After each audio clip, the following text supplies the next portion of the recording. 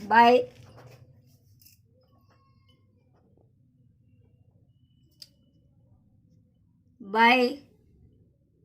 P Bhagyalakshmi. अनुच्छेद लेखन अर्थात पैराग्राफ राइटिंग। अब मैं आपको अनुच्छेद लेखन के बारे में विस्तार से कहने जा रही हूँ।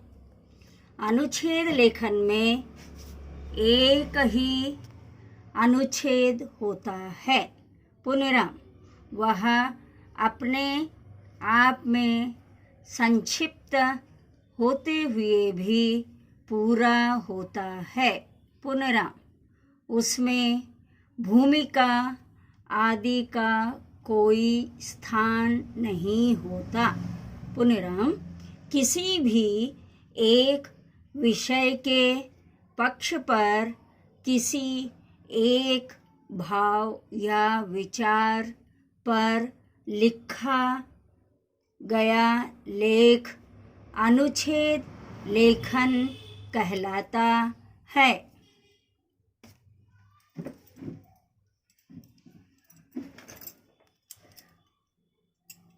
पुनराम अनुच्छेद कुछ वाक्यों में लिखा जाता है।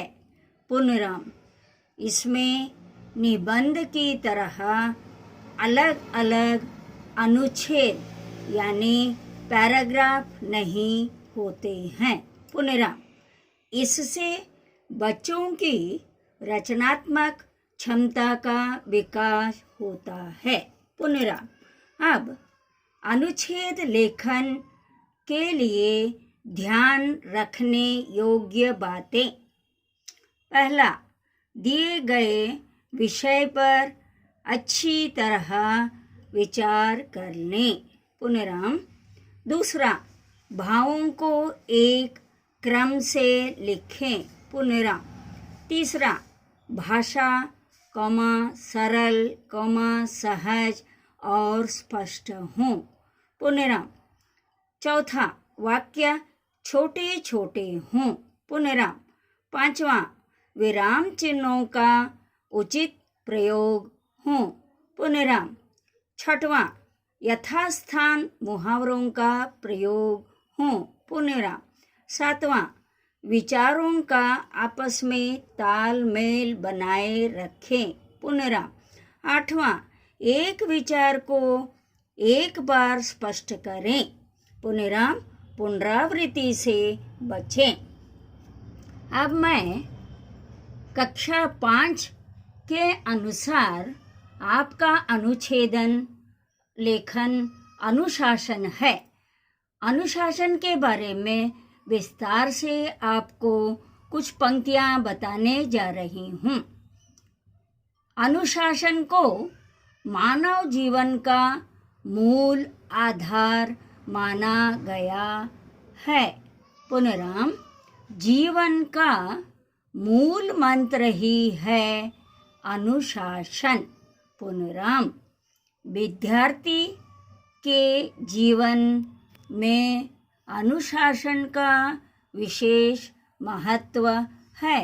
पुनराम जो विद्यार्थी समय से अपने कार्य करता है और अनुशासन में रहकर पढ़ाई करता है, वह सफलता पाता है।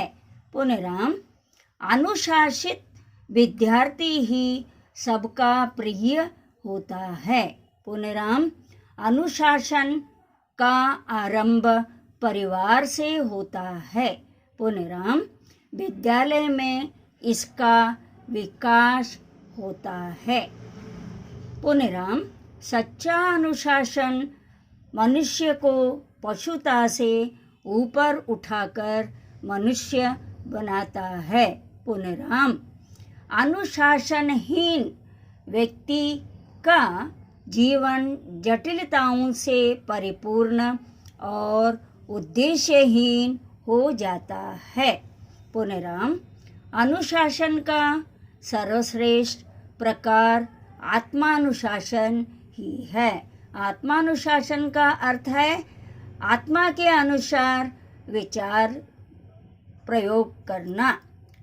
यह ऐसा अनुशासन है जो किसी व्यक्ति को नैतिक, सामाजिक और वैयक्तिक दृष्टि से अन्य व्यक्तियों से श्रेष्ठ बना देता है।